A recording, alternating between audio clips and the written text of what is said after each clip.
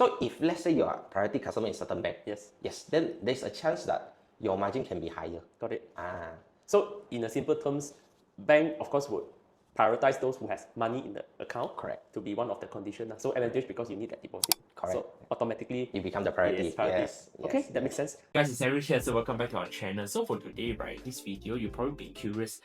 If today, as a foreigner, you want to invest property in Malaysia, what are the requirements that you need in order to qualify for a loan?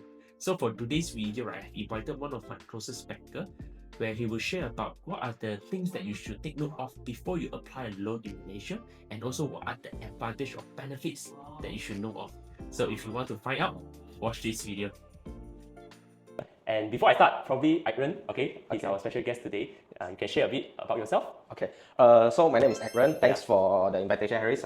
It's my honor to do this video with you also, like to share some of the insight regarding the bank info and anything related to property loans. So yeah, basically my company name is called Ideal Mortgage Specialist. In short, we call it IMS lah. So we have been established for around 16 years in the market, and basically what we do is we collaborate with total like 10 banks in Malaysia. So how we work is that, of course, every bank has their own appetite, pros and cons, and packages and so we know exactly what kind of customer is suitable to which kind of banks.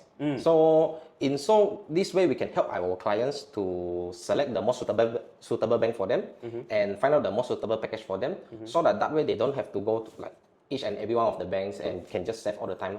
I think for those, let me summarize in short lah. So essentially what you do is that you don't need customer to one-to-one deal with all the banks. So essentially you're like a middle person, handle all regarding as long as application for comparison, either rates or margin, you can able to provide them with just how to say by dealing with all the banks lah. Correct. So it's more like we are one-stop service lah. And basically we don't represent any of the bank that like directly only buyers to one bank and so. So meaning to say we will stand on the point of customer and select which bank is the most suitable one. I think before we go into details, right? Okay, make sure you stay tuned to the end, because today we are not just going to talk about, of course, we are talking about loan eligibility, how you can make sure that you can get the best rate, and what are the tips and tricks that you can actually use, okay, through the application. So maybe before we go into deeper on that, right? So just want to know generally on the market, because I think most of the buyers or foreign buyers especially, they are concerned that is Malaysia very receptive to foreigner actually apply loan in this country? Yes. Okay. So actually Malaysia love foreigner. We love it. So actually a lot of foreigners also ask, hey, actually can we obtain loans in Malaysia so that we can maybe to purchase a property much more easier rather than full cash like that? Yes. For foreigner we can obtain loan in Malaysia, but however, of course, the most important question to be asked is what is your source of income? So for bank we have to find out whether they can get back their money or not, correct? The repayment. So the source of income is very important. So to make it short, as long as you have active income, by what you mean source of income means it must be an active income. You are eligible actually to apply a loan in Malaysia. Correct. Okay. So basically, as we know, there is various source of income. Yes, definitely. I think on this later we will actually cover that as well. But another question that I actually have in mind is that because a lot of foreigners, they may be from different countries. So I would say maybe different country, they might have a different type of a requirement. I wonder, is it that's the case, or actually Malaysia generally has a standard requirement that, as long as you fulfill this, you can apply for loan. So this leads to my second question is that, what are the basic requirements actually to apply a loan in Malaysia? So, let me put it in this way. Because there's various type of income. Yes. Salary based, business owner, commission earner. So I categorize them as variable income and non-variable income first. The non-variable. So basically, for Malaysia, it's very simple. Okay, among all these types of income, Malaysia bank loves salary earner. No choice, because for bank it's very simple. They don't like uncertainties. So for fixed income earner will be their preference. Their first preference will always be that. But of course, technically speaking, in Malaysia, if you are a fixed salary earner and you can prove all this of your document, your passive and so on, they love it. They love it. But of course, if let's say your income is variable one, the non-fixed one, doesn't mean that you cannot get loan. Okay, so let's put it in this way. Business owner, does it mean that business owner, non-fixed income earner, the bank don't love it? No, they still love it. Okay, but of course, one thing for business owner, we look at the income tax.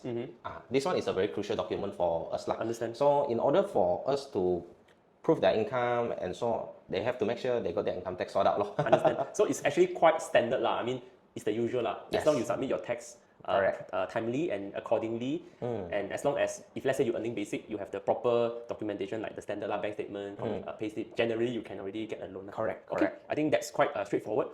And I think coming to the next question, which is I think this is also because a lot of banks they may have different criteria as far as let's say after your document submitted, they may have different type of preference. So on this, right, actually how much generally foreigner can borrow in terms of margin in Malaysia for property? So for foreign, okay, for the margin, we categorize as two things first. Whether you are foreigner residing in Malaysia or not residing in Malaysia. So if let's say we talk about foreigner that is not residing in Malaysia, general rule of thumb, in short, we call it pure foreigner first lah. Okay, the margin typically will be around 50 to 60%. Okay. Okay. Reason being is because the risk to bank is much more higher. Okay. Okay. So if you are foreigner and residing in Malaysia, then your margin typically will be much more higher, 70 to 80, or even some cases we even obtain 90% for them also can. So can I cut you off at this point? How then you determine residing? Because some people maybe they may have their spouse here, okay, or some they just come for business visitation. Is how bank generally decide whether are you considered residing? Let's say if I rent here, is it considered residing or not? Okay, it depends. I would say if let's say your business are in overseas, then how can you justify it? You are residing in Malaysia, but your business is running in overseas. Understand. So, or also sometimes foreigner that carry employment pass. Yes. So it's very obvious already that you are residing and work in Malaysia. Okay. So the keyword is as long as you are working or your office or your business has involvement in Malaysia. Correct. You can also consider as a residing. If not, it's not considered at all totally. Correct, right? correct. Then it will be entitled for the 50 and 60% margin. Correct. So that's what we categorize as pure foreigner. Okay, now come to the key thing, which is because a lot of people nowadays are considering whether to apply for MM2H. So as a MM2, let's say if I'm able to get MM2H, does it help me in getting loan in Malaysia? Okay, I would say MM2H could be a help, but it's not the automatic pass to loan approval. Understand. Okay, so for example, for one of the criteria for MM2H is that you have to allocate a certain amount of money into the bank for fixed deposit, correct? Okay, so this one will helps you. Okay. Okay, you see the minimum requirement for MM2H is actually eligible to become a priority customer in certain bank already, correct? So if let's say you are a priority customer in certain bank, yes, then there's a chance that your margin can be higher. Got it. So in a simple terms, bank of course would prioritize those who has money in the account. Correct. To be one of the conditions. So advantage because you need that deposit. Correct. So automatically you become the priority. Yes. Okay, that makes sense. I think today the main purpose is of course beside touching on the requirement and also what are the general conditions. I'm also quite curious like in terms of process. Okay, so let's say example once am I entitled for the loan, or let's say I fulfill the minimum requirement, either is I'm residing or I have MM2H in Malaysia. So do banks have types where they are more foreigner friendly, or generally banks are also foreigner friendly in Malaysia? Okay. I would say this one is very depends because like I said, every bank has their own appetite. It really depends on what documents you provide first. What's your background? Okay. But typically, if you ask me the process for loan for foreigner and Malaysia, it will be more or less the same. Generally, the timeline is still around 5 to 7 working days. If let's say everything is smooth and in order. But unless for certain cases like the bank has query on your profile, on your documentation, yes, it may take longer because we need to explain to them. I see. Okay. So in that case, right, I can put it this way, like there's no such thing as bank that are more favorite to foreigner, right? It all depends, like what you say. Correct. The requirement now. Understand?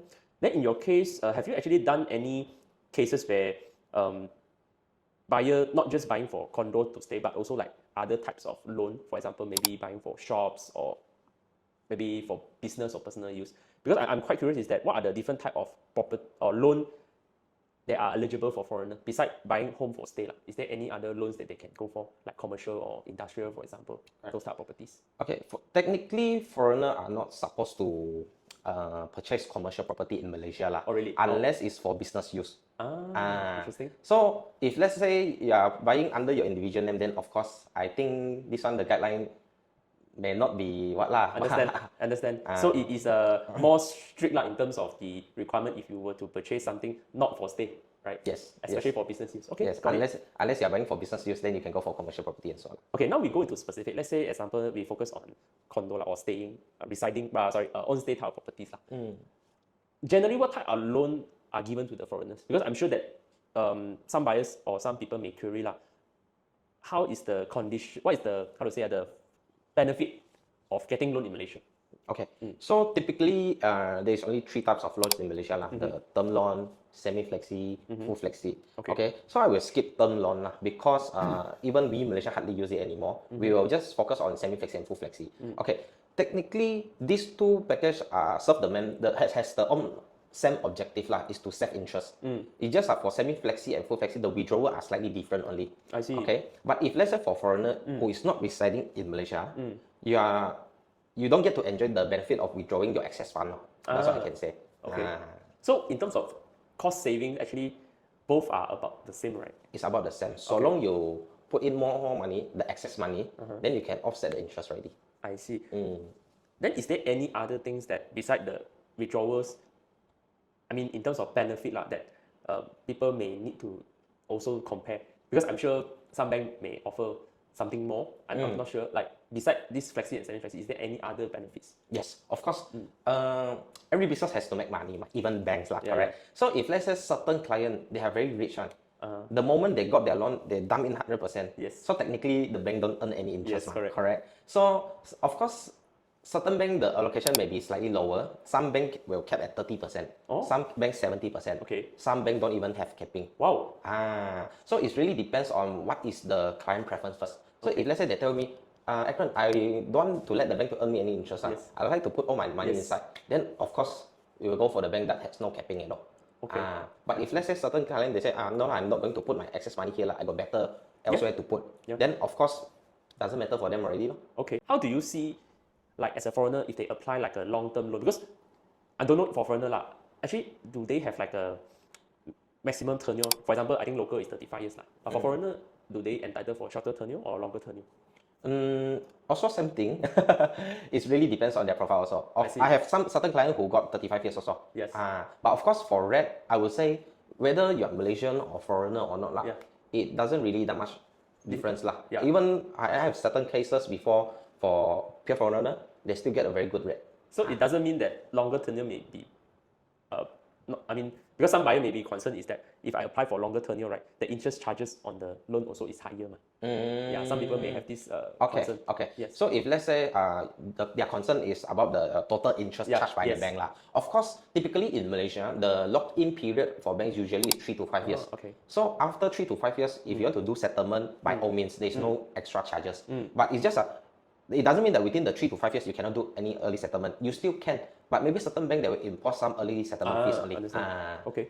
In this case, right, now coming to the next part, which is, let's say example, I entitled for the loan and let's say I got money to park in. People may concern that, let's say due to incident, for example, accident, and suddenly I'm unable to repay the loan. Is there any insurance that foreigner can apply that can protect them? Yeah, can. Basically, they can take up insurance. Okay. So for this, right, is it compulsory? I mean, for foreigner to go for what would you advise? Okay, I wouldn't say it's compulsory lah. Basically, everything is by choice. So of course, you have to understand that if let's say something were to happen, touch wood lah, what is your backup first? So insurance is just a tool for us to transfer the risk away. So it's just like when we buy the property, we loan 90%. Yes. We only come up with 10% in that case lah, for example. So technically, you transfer 90% of the risk to the bank. You leverage it to get the property. But if let's say in the sense that touch wood cannot back up already, then someone have to pay for this this debt, correct? So it's either you transfer this risk to insurance company to pay for you, or I don't know, maybe your family members who will come up and take up the burden. So it really depends on what is your end goal. Understand. So in your case, based on your experience, is it easy to get an insurance coverage in Malaysia for a foreigner? Yeah, it's quite easy. It's quite easy. So there are no like exceptional treatment or different process as compared to local getting an insurance in Malaysia, even for a foreigner. I would say the process will be more or less the same lah. More or less the same. Okay. Okay. It won't different that much. I think since we are talking about insurance, right? Is there also a difference between different bank, or it's more like different packages in Malaysia as far as insurance goes? Yes, of course. Every insurance company try to package their things slightly differently lah. But of course, ultimately the purpose will still be the same. So of course, it's just same like our, for example, for example, laptop lah. Okay, regardless is MacBook, Windows, and whatnot. The main objective is what? For us to maybe do some work, browse some internet, and so Yep. yeah. So I would say it's almost the same lah. Understand. It's almost the same lah. Okay. So in your case, right, because just here, curious stuff, in Malaysia, right, besides just now we talk about income documents and whether are you residing or not residing, and also on the purpose of purchasing, is there any factors like, for example, like credit history, and then some people may have multiple source of offshore income, or possibly some people may have business in Malaysia. Like if we were to put this into the context of, let's say I want to apply a loan with a better rate, does this actually affects their loan eligibility? Okay. The things that I mentioned. So, okay, because in Malaysia, our credit history is what we call CRIS and CTOSA, whatever is it. Yep. Okay, so of course, not every foreigner got it unless you have been residing in Malaysia and work in Malaysia. So, but of course, I would say credit history is not really a big issue. But of course, if you got it, it will be some added point lah. So, but if let's say you don't have our CRIS or CTOS, you can actually obtain your own credit history in your own country. So you can provide that to us. So it will still be the same lah. But of course, if let's say you tell me you are holding employment permit in Malaysia, of course, or having business in Malaysia, yes, I would say bank love you. Good. I think quite straightforward too. Yes. Okay, so coming to the last part, which I think this one, some people may not actually talk about this lah. But based on your experience, what are the misconceptions or mistakes that foreigners have when it comes to applying loan in Malaysia that they need to know? Okay. Based on my experience lah, of course I don't speak for all. So based on my experience that for the clients that I have dealt with, one of the most common misconceptions they got is that they will be thinking that the process in Malaysia will be the same in their country as well.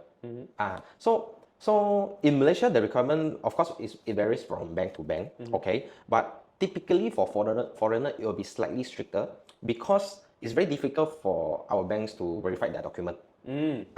Understand. So it may take some times or maybe some question to be asked and so. So of course, I know in certain country it will be very simple one. Maybe just provide one income tax kautim. Yes. But maybe Kautim is settled. sorry. Localize already.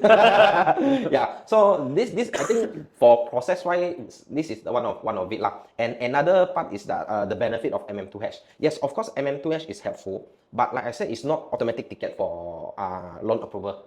Bank will still have to look at your source of income first. This is the most important thing lah. And last but not least is not only foreign bank love foreigner.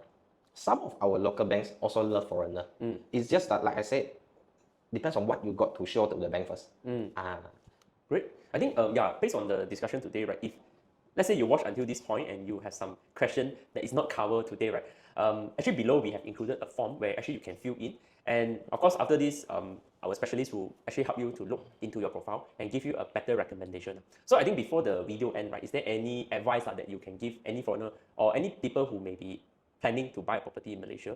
What are the preparation needed in order to get a more favorable rates? That besides, let's say, example, savings or business income or employment income, is there anything else that is not covered that may also help them to get a better rate? Okay. I would say if let's say you have the intention to purchase a property in Malaysia, the most important one is you have to figure out which part of Malaysia you are going in first. I would say this one is very crucial. Okay, you see, like for example, if let's say you are Singaporean and you intend to purchase JB property, Yes. Okay, so actually for neighbors country like Singapore, we treat them as one punya.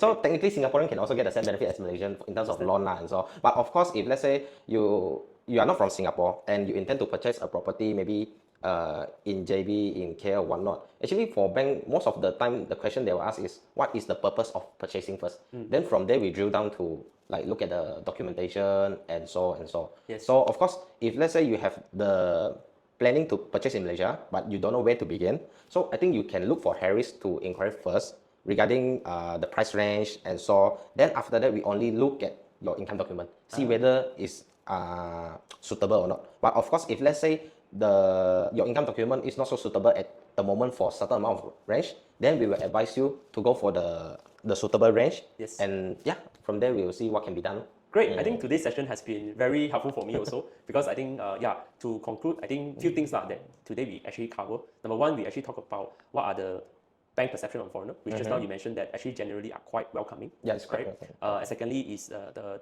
document in terms of application is actually not much different compared to local, where it really depends on are you employed or self-employed or are you under employment. And of course, also the purpose of purchasing, is it for own use or for Investment business use. or commercial use? So all this will play a part. And then coming to the key thing, which is MN2H, which we talk about savings, having savings in bank accounts also will help.